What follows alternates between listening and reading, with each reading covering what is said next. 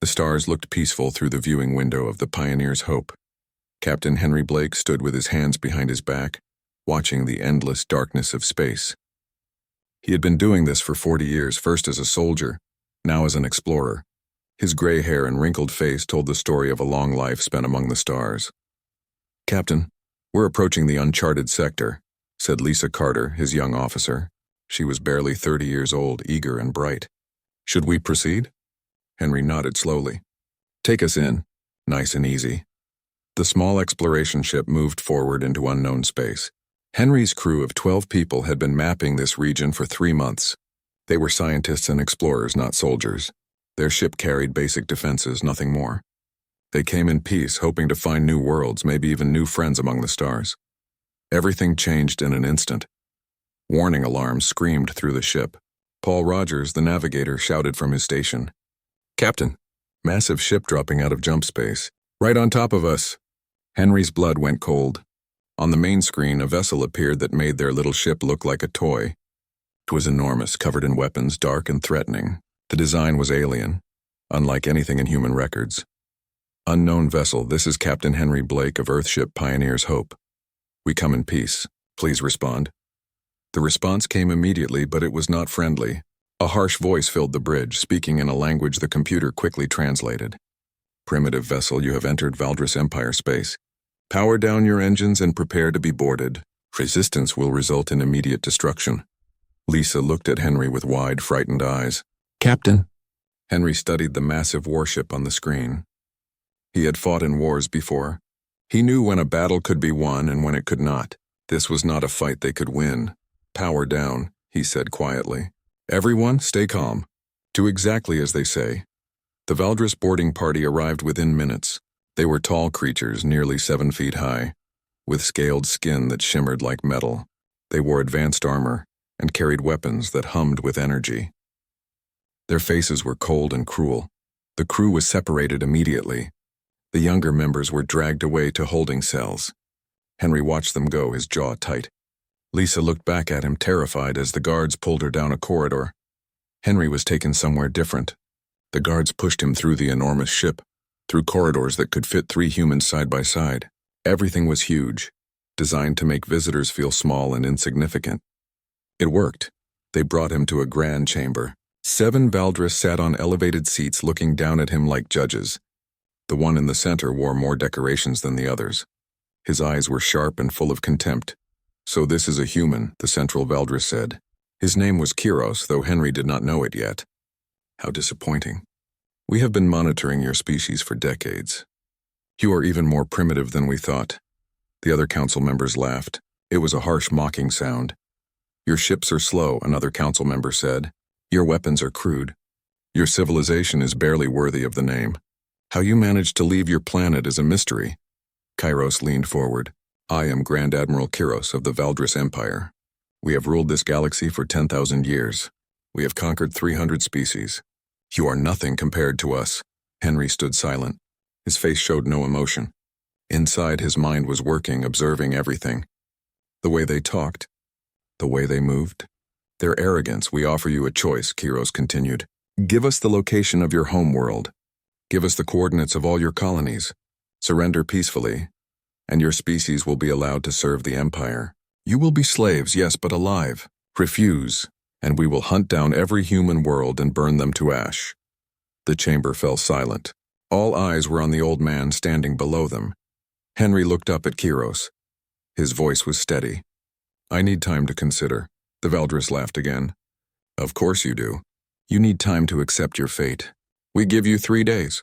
Then you will tell us everything, or you will watch your crew die one by one." Guards dragged Henry to a cell and threw him inside. His crew was already there, huddled together. Lisa ran to him.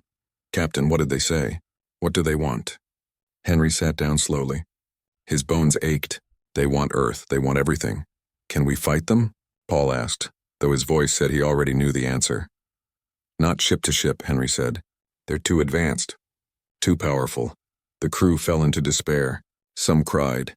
Others sat in stunned silence. They were scientists and explorers. They had never expected to become prisoners of war, but Henry's mind was working. He watched the guards through the cell bars. He noticed their patterns. He saw how they treated the prisoners with casual cruelty and contempt. They did not see humans as a threat. They saw them as insects. That night, as his crew slept restlessly, Lisa sat beside Henry. "What are you thinking, Captain?" Henry was quiet for a long moment. Then he spoke, his voice low. "I'm thinking about Earth's history, about all the wars we fought, about all the times someone thought we were beaten and we proved them wrong. But we're just explorers now," Lisa whispered. "We're not soldiers anymore." "No," Henry said. "But Earth still has soldiers.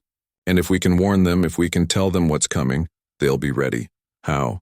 "We're prisoners on an alien ship in the middle of nowhere." Henry looked at the guards. "The Valdres have been watching us for decades. They think they know us, but they only saw our entertainment, our science, our peaceful side. They don't understand what humans really are." "What are we?" Lisa asked. Henry's eyes were hard. "Survivors, fighters. We didn't get to the top of Earth's food chain by being peaceful. We got there by being the best at adapting, at learning, at doing whatever it takes to survive. The Valdres think we're prey. They're about to learn different." 3 days later, guards came for Henry. They brought him back to the Grand Chamber. The council waited, amused and confident. Kairos smiled, showing sharp teeth. "Well, human, what is your answer? Will you give us Earth, or will you watch your people die?" Henry Blake stood straight despite his age. He looked at each council member in turn. When he spoke, his voice was clear and strong. "You want war? We will give you war." The chamber erupted in laughter. The Valdres found it hilarious. This old, weak creature from a primitive world was threatening them. It was the funniest thing they had heard in years. But Henry did not smile. He did not back down. He stood there, meeting their eyes, and something in his expression made a few of the Valdres stop laughing. "You've been watching us," Henry continued. "You think you know what humans are capable of, but you only saw what we do in peacetime. You never studied what we do in war. That's a mistake you're going to regret." Kairos waved his hand dismissively. "Take him back to his cell. Let him think about his foolish words. In 3 more days, we depart for Earth. We will see for ourselves how these humans fight. It should be amusing." As guards dragged Henry away, he looked back at Kairos one more time. "You should have left us alone." That night, Henry gathered his crew. "We're getting out of here. Not all of us, maybe, but we need to send a message to Earth. They need to know what's coming." "That's impossible," Paul said. "The ship is too well guarded." Henry smiled grimly. "The Valdres think we're primitive. They think we're helpless. Let's use that. Let's show them that underestimating humans is a fatal mistake." Henry's plan was dangerous, but it was their only chance. For 2 days, he watched the guards carefully. He noticed everything. The Valdres changed shifts every 6 hours. They carried energy weapons but wore them loosely, confident that no prisoner would dare attack. They walked the same routes at the same times. They were predictable. "They've been winning for 10,000 years, Henry explained to his crew in whispers. "When you win for that long, you get lazy. You stop expecting threats. That's our advantage." Lisa looked doubtful. "Even if we get out of the cell, how do we send a message?" "We don't know where the communications room is." Paul spoke up. "I saw symbols in the corridors when they brought me here. They looked like directional markers. If I could see them again, I might be able to find key systems." Henry nodded. "That's our navigator talking. Good, now we need weapons." "Weapons?" Carl Murphy, the engineer, shook his head. "Captain, they have energy rifles." "We have nothing." Henry smiled slightly. "We have human ingenuity. We can make weapons from anything." "Carl, you're an engineer. What in this cell could be used as a weapon?" Carl looked around the sparse cell. Slowly, his expression changed. "The bed frames are metal. We could break off pieces. The floor panels have sharp edges if we pry them up. The light fixtures have power cables." "Now you're thinking," Henry said. "We have 6 hours until the next shift change. Let's get to work." The crew worked quietly, desperately. They pried apart bed frames with their bare hands, wrapping cloth around their palms to protect them. Susan Wells, the medical officer, used her knowledge of anatomy to explain where to strike a Valdres to cause maximum damage. Paul memorized the route from their cell to where he thought the communications room might be. When the guards came for the shift change, Henry was ready. As one guard opened the cell door, Henry moved faster than a man his age should be able to move. He drove a sharpened piece of metal into the gap between the guard's armor plates. The Valdres screamed. The second guard raised his weapon, but Carl was ready. He threw a metal bar that struck the guard's face. Lisa and Paul rushed forward. using improvised clubs to beat the disoriented guards. It was brutal and quick. Their weapons, Henry ordered. "Take them, hurry!" The energy rifles were heavy and unfamiliar, but they worked. Henry led his crew out of the cell and into the corridor. Alarms immediately began wailing throughout the ship. "Run," Henry shouted. "Paul, lead the way." They ran through the massive corridors. Valdris guards appeared ahead. Henry fired the stolen rifle, not really aiming, just shooting to make them take cover. The energy blast scorched the walls. Some hit guards, dropping them instantly. More guards appeared behind them. Carl turned and fired, giving the others time to run. He was hit by return fire, his chest burning from the energy blast. He fell dead before he hit the ground. "Carl," Lisa screamed. "Keep moving," Henry shouted, grief in his voice but determination stronger. Don't let his sacrifice be for nothing. They turned a corner.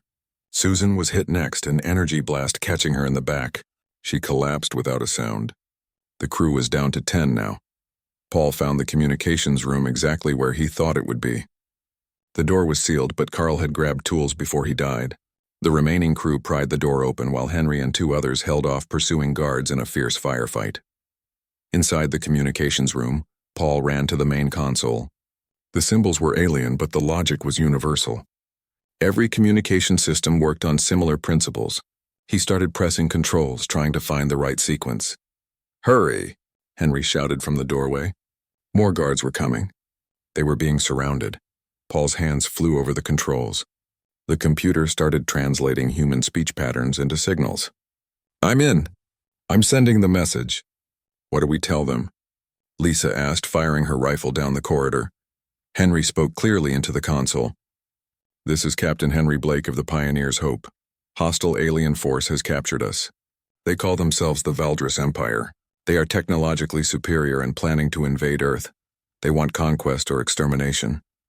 He paused, then added the most important part. "Remember who we are. Remember what we've always been. Don't greet them as explorers. Greet them as the predators they've awakened." Flake out, Paul hit the final control. Message sent. It's on a loop, broadcasting on all human frequencies. "Then our job is done," Henry said. Guards poured into the room from both sides. The firefight lasted only seconds. The humans were overwhelmed by sheer numbers. Henry felt energy blasts hit him, burning pain across his shoulder and leg. He fell, still firing until his weapon ran dry. When he woke up, he was in a medical bay. His wounds had been treated, though roughly.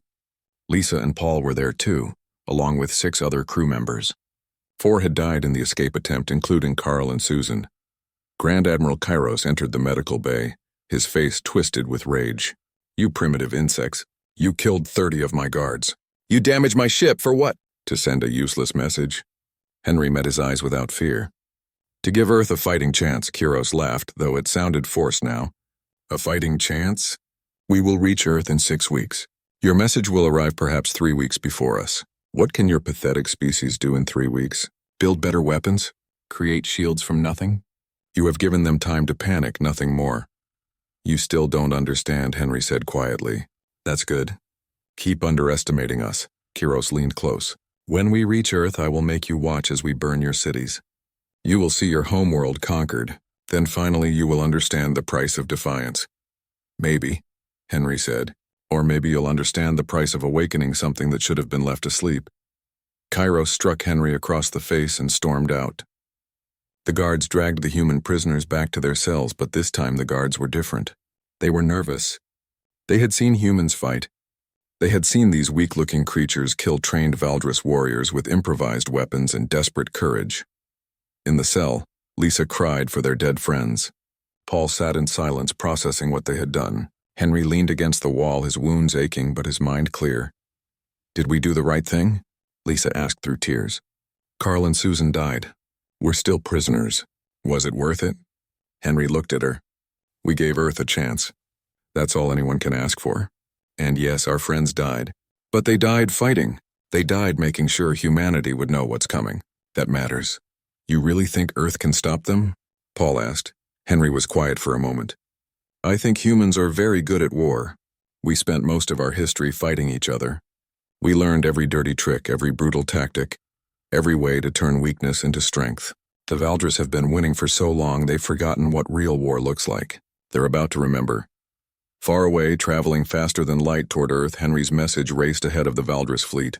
It would reach Earth in 2 weeks, carried by automated relay stations. The message was simple but clear.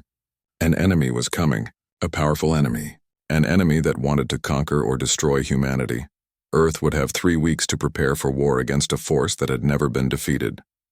3 weeks to transform from explorers into warriors. 3 weeks to prove that humans were more than the Valdris thought. 3 weeks to show the galaxy what humanity could do when survival was on the line. Henry closed his eyes in his cell. Thinking about Earth, he had done his part. He had given the warning. Now it was up to his home world to do what humans had always done best: survive. The message reached Earth on a Tuesday morning. Communications Officer Rachel Martin was working the night shift at the Deep Space Monitoring Station when her computer started screaming alerts. The message was repeating, broadcasting on every frequency, coded with human encryption but clearly sent in distress. She listened to Captain Blake's message 3 times before she understood what she was hearing. Then she ran for the emergency phone. Within an hour, every government leader on Earth was in an emergency meeting. President Nathan Scott stood before the United Earth Coalition Council, his face grave. "We have confirmation from multiple sources. The message is genuine. Captain Blake and his crew have been captured by a hostile alien force calling themselves the Valdris Empire. And this empire is coming for Earth." The room erupted in panic and argument. Some leaders refused to believe it. Others demanded more information. A few started planning evacuation protocols. Admiral Kyle Harrison, Earth's highest-ranking military officer, silenced them with a single shout. "Enough, we have 3 weeks, maybe less. We can panic later. Right now we work." "Work on what?" someone asked. "You heard the message. They're technologically superior. They've conquered 300 species. What can we possibly do?" Harrison's eyes were cold and hard. "We can fight. That's what humans do." President Scott addressed the world that evening. His speech was broadcast everywhere, translated into every language. "My fellow humans," he said, "we face an existential threat. An alien empire is coming to conquer or destroy us. They believe we are weak. They believe we are primitives. They are about to learn how wrong they are." The transformation began immediately. Every shipyard on Earth and every orbital station shifted to military production. Civilian factories retooled overnight to produce weapons, armor, and ships. Scientists abandoned their research projects to work on one thing: how to fight an enemy with better technology. Admiral Harrison took command of Earth's defense. He stood in the command center, looking at holographic displays of Earth's pathetic defenses. 200 ships, most of them lightly armed patrol vessels, a few orbital weapons platforms, some planetary defense guns that were barely tested. "It's not enough," said Vice Admiral Claire Mitchell, his second in command. "We need time we don't have." "Then we improvise," Harrison said. "Get me every military strategist, every engineer, every person who knows how to kill efficiently. We're going to school these aliens on human warfare." Dr. Gregory Stone led the science teams. He was a weapons researcher who had spent 20 years developing technologies that were considered too dangerous to use. Now nothing was too dangerous. "We can't match their shields or their energy weapons," he told the council. "But we don't have to. We just need to hurt them, make them bleed." His team worked around the clock. They developed missiles that would detonate before hitting shields, using the blast pressure to damage ships. They created kinetic weapons, simple metal rods accelerated to tremendous speeds. No fancy technology, just mass and velocity. They weaponized everything they could think of. Captain Sandra Price was called from her peaceful life as a training instructor. She was 40 years old, scarred from a dozen conflicts, and excellent at killing. "We need you to train special forces," Harrison told her. "People who can fight dirty." "How dirty?" she asked. "As dirty as it takes." Sandra smiled. It was not a nice smile. "I can work with that." She gathered volunteers, men and women who understood that this was not going to be a fair fight. She taught them tactics that were banned in civilized warfare. How to use the environment as a weapon, how to turn any object into a bomb, how to make the enemy afraid. Around Earth, people responded to the threat in different ways. Some panicked and tried to flee to remote locations. Others volunteered for the military in massive numbers. Danny Carter, Lisa's younger brother, enlisted the day the president's speech ended. "My sister is out there somewhere," he told the recruiter. "I'm going to help bring her home." Engineers turned the moon into a weapons platform. They disguised military installations as research stations. They filled the lunar surface with hidden gun emplacements, missile silos, and energy weapons. From space, it looked like a peaceful scientific outpost. In reality, it was a fortress. The asteroid belt became a minefield. Automated drones placed thousands of explosive devices on asteroids, carefully hidden and waiting. When the Valdris fleet passed through, they would find unpleasant surprises. Dr. Stone made a breakthrough 2 weeks into the preparations. "We captured a small alien probe 5 years ago," he told Admiral Harrison. "We could never figure out how it worked. Now I understand. It uses quantum field manipulation for propulsion." He grinned. "I can't recreate it, but I can disrupt it." "Explain," Harrison demanded. "We build weapons that destabilize their engines. It won't destroy them, but it will slow them down, maybe even disable their faster-than-light travel, force them to fight at normal speeds, and we're on more equal ground." Harrison clapped him on the shoulder. "Do it. Build as many as you can." The preparations were not just military. Cities near the coast were evacuated inland. Underground shelters were expanded. Food and water were stockpiled. Medical facilities prepared for mass casualties. Everyone knew that even if Earth won the space battle, the cost would be terrible. Vice Admiral Mitchell organized civilian evacuations with cold efficiency. "Children and elderly first," she ordered. "Everyone else who can't fight needs to move to secure locations." She worked 18-hour days, sleeping in her office, driven by the knowledge that millions of lives depended on her decisions. The new ships rolled out of the shipyards one after another. They were smaller than traditional warships, built for speed rather than durability. "We can't take hits," the designers explained. "So we won't. We'll be too fast to catch." Each ship carried a crew of only 20 people. They were armed with missiles, kinetic weapons, and the new quantum disruptors. They looked fragile compared to Earth's old battle cruisers, but they could move 3 times faster. "We're not building ships to win a fair fight," Admiral Harrison told the shipyard workers. "We're building ships to cheat, to hit fast and disappear, to make the enemy afraid to move forward." Training was brutal. New recruits learned to fight in zero gravity, in powered armor, in close quarters. They learned to fire weapons they had never seen before. They learned to follow orders without hesitation and to improvise when orders failed. Sandra Price pushed her Special Forces team to their limits. "The Valdris are bigger than us," she told them. "Stronger, better armored. So we don't fight fair. We use traps. We use explosives. We use their size against them. Remember, we're not trying to be heroes. We're trying to survive." As the deadline approached, Earth's orbit was transformed. What looked like civilian satellites were actually weapons platforms. What looked like research stations were actually military bases. What looked like debris was actually carefully placed explosives. Admiral Harrison reviewed the battle plans for the 100th time. It was not a good plan. Too much depended on luck, on the enemy making mistakes, on humans performing beyond their limits. But it was the only plan they had. "We're as ready as we can be," Mitchell told him on the final day. Harrison looked at the holographic display showing Earth's defenses. "It's not enough. Not against what's coming." "Then we make it enough," Mitchell said firmly. "That's what humans do. We take what we have and we make it work." Long-range sensors detected the Valdris fleet 6 hours before they arrived. 500 ships moving in perfect formation. They looked unstoppable. Harrison broadcast to every human ship, every defense station, every soldier waiting in trenches on Earth. "They think we're primitives. They think we're weak. They think this will be easy. Let's teach them about humans. Let's show them that we didn't claw our way to the top of our planet by being easy prey. Let's show them why you never ever underestimate humanity." The Valdris fleet entered Earth's solar system.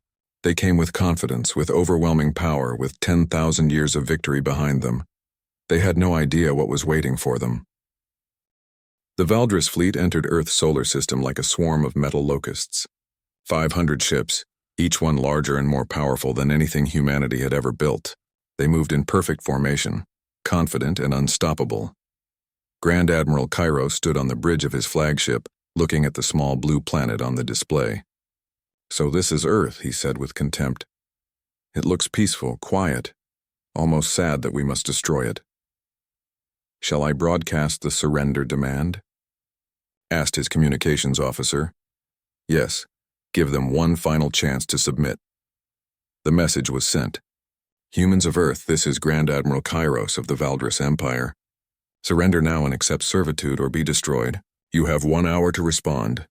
Admiral Harrison received the message in Earth's command center. He looked at it for exactly 3 seconds, then responded with 2 words. Come closer. The Valdris fleet advanced. They passed Neptune's orbit without incident. They passed Uranus the same way. The route to Earth seemed clear. Kairos smiled. Perhaps the humans were smarter than their captain had been. Perhaps they would surrender after all. Then the first trap sprung. The orbital defense platforms that the Valdris had detected suddenly exploded, but not from Valdris weapons. They detonated themselves with the force of fusion bombs. The Valdris had positioned their ships to destroy these platforms, which meant they were right next to the explosions. 20 Valdris ships vanished in nuclear fire. Just gone. Erased. Kairos stared at his display in shock. What just happened? The platforms were bombs, sir. They tricked us into getting close, then triggered them. Clever, Kairos admitted grudgingly, but costly. They just destroyed their own defenses. Those weren't defenses, sir, his tactical officer said slowly. They were weapons disguised as defenses. The fleet continued more cautiously now. As they approached the asteroid belt, sensors detected thousands of small objects among the rocks. Before the Valdris could react, the objects activated. Proximity mines hidden on asteroids attached to debris scattered throughout the belt like seeds. The explosions came in waves, not enough to destroy the heavy ships, but enough to damage shields, to destroy smaller vessels, to create chaos. 40 more Valdris ships were destroyed or disabled before the fleet cleared the belt. Kairos was no longer smiling. What is happening? These are supposed to be primitives. Sir, they're using unconventional tactics. Nothing we've seen before. Then adapt. We have 500 ships. They have barely 200. Advance. The human fleet waited near Earth's moon, arrayed in a defensive formation. But as the Valdris approached, the human ships did something unexpected. They scattered. No formation, no battle line, just hundreds of small ships breaking in all directions. What are they doing? Kairos demanded. The answer came quickly. The human ships moved like sharks, like wolves, each one targeting a different Valdris vessel. They didn't group up for a fair fight. They swarmed. Sandra Price led her squadron of 50 ships straight at the largest Valdris dreadnought. All ships full speed. Don't slow down. Captain, we can't damage that ship's shields, her second officer protested. We're not trying to damage it from out here, Sandra replied with a fierce grin. We're going through it. The Valdris dreadnought's shields absorbed their weapons fire easily. Point defense systems destroyed 30 of Sandra's ships before they got close. But the remaining 20 ships didn't turn away. They accelerated directly at the shield generators, then rammed them at full speed. Each ship's fusion core was set to overload on impact. The explosions were massive. The dreadnought's shields flickered and failed. For the first time in Valdris history, a dreadnought was vulnerable. Hidden batteries on the moon opened fire. These weren't energy weapons that the Valdris could easily counter. These were mass drivers, simple but effective. Solid metal slugs accelerated to incredible speeds. They punched through the dreadnought's armor like bullets through paper. The massive ship listed to one side, atmosphere venting from dozens of holes. It was still functional but wounded. Bleeding. Kairos watched in growing horror as the battle unfolded. The humans weren't fighting like any species he had ever faced. There was no honor, no structure, no predictability. They attacked from every angle. They used suicide runs. They targeted weapon systems and engines instead of going for glorious kills. They fight like animals, he said. No, sir, his tactical officer replied quietly. They fight like predators who know they're outmatched. They're using their advantages, speed, and unpredictability against our strengths. The space battle raged for hours. Valdris ships destroyed dozens of human vessels, but the humans kept coming. Every time a Valdris ship focused on one human ship, 3 more attacked from different angles. It was chaos, and chaos was the humans' ally, but the losses were terrible. Half the human fleet was destroyed in the first 6 hours.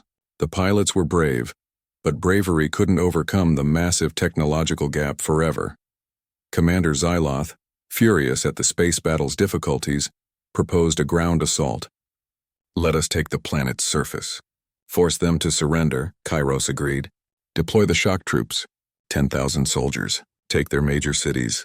The drop pods fell like rain. Valdris shock troops, the best warriors in the Empire, descended on New York, Tokyo, London, and Beijing. They expected frightened civilians and scattered resistance. They found fortresses. Colonel Peter Grant commanded the defense of New York. He had spent 3 weeks turning the city into a maze of death. Every building was a potential ambush point. Every street was a kill zone. The subways were filled with traps and hidden soldiers. The Valdris troops landed in Times Square and immediately came under fire from every direction. Snipers in buildings, machine gun nests in subway entrances, mortars firing from hidden positions. The Valdris were stronger and better armored than humans, but that didn't matter when a building collapsed on top of them. It didn't matter when they stepped on mines hidden under rubble. It didn't matter when they were caught in crossfire from 6 different positions simultaneously. Fall back, the Valdris squad leader ordered. Regroup! But there was nowhere to fall back to. Humans had blocked every retreat route with explosives. The streets themselves were traps. In Tokyo, General Akira Tanaka used similar tactics, but with even more precision. His forces moved through the city like ghosts, hitting hard and disappearing before the Valdris could respond. The aliens had superior technology, but they were fighting in an urban environment they didn't understand against an enemy who knew every corner. The Valdris casualties mounted. 100 dead in the first hour, 500 by the end of the second hour. They were used to glorious battles, to facing enemies in open combat. This was something different. This was guerrilla warfare, and they had no training for it. Back in orbit, Kairos watched the casualty reports with growing despair. 70 ships destroyed, 150 damaged, 4,000 troops dead on the surface, and they had only been fighting for 1 day. This is impossible, he whispered. They're primitives. How are they doing this? His tactical officer spoke carefully. Sir, I think we misunderstood what primitive means. Their technology may be inferior, but their tactics, their willingness to sacrifice, their understanding of war. They've been fighting for their entire history. We've been conquering. There's a difference. Kairos looked at the display showing Earth, the little blue planet that was supposed to be an easy victory. I want a full retreat, he said finally. Sir? Xyloth protested. We still have superior numbers. Numbers don't matter against an enemy like this, Kairos said bitterly. Every minute we stay, we lose more ships, more soldiers. We need to retreat, regroup, and return with overwhelming force. The retreat order was given. The Valdris fleet began pulling back, abandoning the ground troops who were too scattered to recover quickly. It was a disaster, but Henry Blake, watching from his cell aboard Kairos's damaged flagship, knew the truth. The retreat was not victory. It was only the beginning. The Valdris fleet limped away from Earth, damaged and demoralized. In 3 days of fighting, they had lost 150 ships and thousands of soldiers. For an empire that had not suffered a major defeat in 10,000 years, it was unthinkable. Grand Admiral Kira sat in his command chair, staring at nothing. His pride was broken. His confidence shattered. The humans had done something no other species had managed. They had made the Valdris Empire bleed. Set course for Valdris Prime, he ordered quietly. We must report this to the High Command. But Admiral Harrison had other plans. In Earth's command center, Harrison studied the tactical display showing the retreating Valdris fleet. His officers expected him to celebrate, to rest, to tend to their wounded. Instead, he was planning. They're retreating to regroup, he told Vice Admiral Mitchell. If we let them go, they'll return with their full strength. 10,000 worlds worth of ships and soldiers. We can't survive that. What are you suggesting? Mitchell asked, though she already knew. We pursue. We hit them while they're wounded and confused. We show them that attacking Earth was the worst mistake they ever made. Sir, we lost half our fleet. Our people are exhausted. Our ammunition is nearly depleted. Harrison's eyes were hard. Then we use what we have left. This is our only chance. Once they warn the rest of their empire about us, Earth becomes a target for total annihilation. But if we hurt them badly enough now, if we make them fear us, we might buy time. The decision was made. Every functional human ship that could still fight joined the pursuit. It seemed like madness, the prey chasing the predator. But Harrison understood something fundamental about warfare. Momentum matters. The Valdris were retreating, mentally defeated. Now was the time to strike. Captain Sandra Price, who had survived her suicide run through sheer luck, led the vanguard. Her ship was damaged, her crew exhausted, but she volunteered anyway. If we're going down, we might as well go down swinging. she told her crew. The human fleet caught up with the Valdris at the edge of the solar system, where they were preparing to jump to faster-than-light travel. The humans struck without warning, focusing all fire on the jump-capable ships. Dr. Stone's quantum disruptors worked perfectly, destabilizing the Valdris jump drives. The Valdris were forced into another battle, but this time something was different. They were afraid. For the first time, Valdris soldiers looked at human ships and felt fear. The battle was shorter but more brutal than the first. The humans fought with desperate fury, knowing this was their last chance. They used every remaining missile, every weapon, every dirty trick they had learned. Sandra Price's ship rammed a Valdris cruiser when her weapons ran dry. She and her crew evacuated at the last second in escape pods, leaving the ship to detonate on impact. The cruiser broke apart, adding to the growing debris field. When the fighting ended 2 hours later, another 100 Valdris ships were destroyed or disabled. The survivors scattered into deep space, running without formation, without coordination. Some tried to jump away despite damaged drives and were lost in the attempt. Others simply fled at normal speeds, hoping to escape. Kyros's flagship, the Eternal Dominion, was disabled. Its engines were destroyed, its weapons offline, life support failing. The mighty ship that had conquered 100 worlds was now dead in space. Human Marines boarded the ship. They moved through the corridors carefully, expecting traps. Instead, they found defeated soldiers who surrendered without fighting. The Valdris had no will left to resist. Vice Admiral Mitchell personally led the team that secured the bridge. She found Kyros sitting in his command chair, staring at the view screen showing the wreckage of his fleet. "Grand Admiral Kyros," Mitchell said formally, "I am taking you into custody." Kyros looked at her with empty eyes. How did you defeat us?" "We have conquered 300 species. We have weapons and technology beyond your understanding. How did primitives beat the Valdris Empire?" Mitchell considered the question. "You thought primitive meant weak. You confused technology with capability. You forgot that humans spent our entire history fighting. We're very good at war because we've had so much practice." Another team found the prisoners. Henry Blake and his surviving crew were in their cells, thin and exhausted but alive. When the cell doors opened and they saw human Marines, Lisa Carter burst into tears of relief. "Captain Blake," a young Marine said with a salute. "We've come to bring you home, sir." Henry stood slowly, his old bones aching. "My crew? All survivors are being evacuated. Sir, Admiral Harrison wants to speak with you." Henry was brought to a human ship and given the first good meal he'd had in months. Then he met with Harrison via video link. The Admiral looked tired but satisfied. "Captain Blake," Harrison said, "your warning saved Earth. You bought us time to prepare." "You're a hero," Henry shook his head. "The real heroes are the ones who died. Carl, Susan, and all the others. They gave everything. And we won't forget them," Harrison promised. "But now we need your expertise. We have Kyros and hundreds of other Valdris prisoners. We need to understand them, their empire, their weaknesses. We need you to help us prepare for what comes next." "What comes next?" Henry asked. Harrison's expression was grim. "The Valdris will return. They can't let this stand. But we've bought time, maybe months, maybe years, and we're going to use that time to make sure Earth is never vulnerable again." Kyros was brought before Harrison in person 3 days later. The proud Grand Admiral who had mocked Henry was now a prisoner, defeated and broken. Harrison did not gloat. He simply delivered a message. "You will return to your empire," Harrison told him. "We're giving you a ship, enough supplies to reach your space. You will tell your leaders what happened here. Tell them that humanity is not prey. Tell them that if they come for us again, we will not stop at defense. We will bring war to every Valdris world.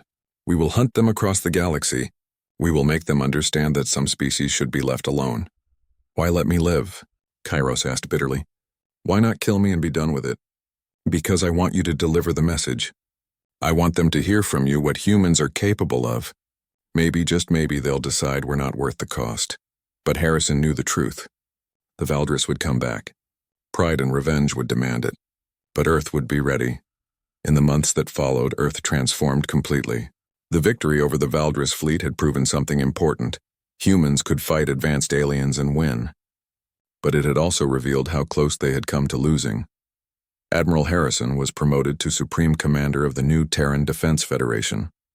Every nation on Earth contributed resources to the common defense. The old divisions faded, replaced by a single purpose: survival. Dr. Stone's teams reverse-engineered captured Valdris technology.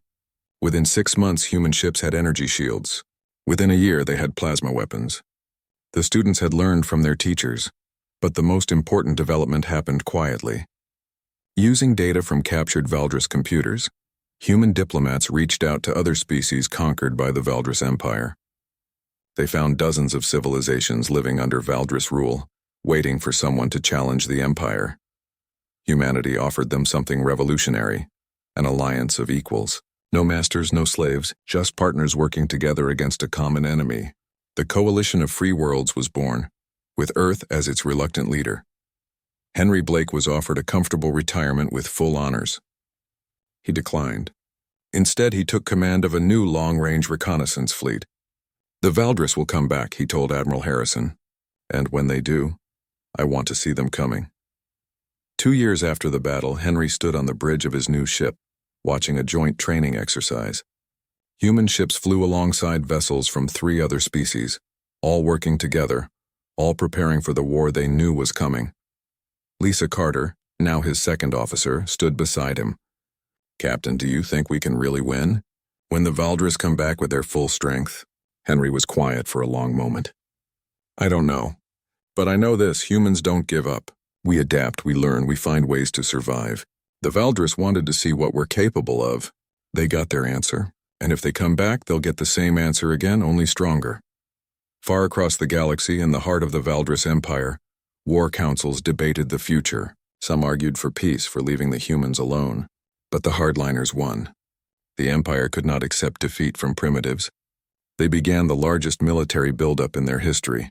The galaxy was heading toward a war unlike any before. Not a conquest, but a real war between 2 forces that refused to surrender. The Valdris had 10,000 worlds and superior technology. Humans had something else. The stubborn refusal to accept defeat, the creativity born from desperation, and the will to do whatever it took to survive. Henry Blake looked at the stars and smiled grimly. The old captured human had given them fair warning. "You want war? We will give you war." And the war was just beginning.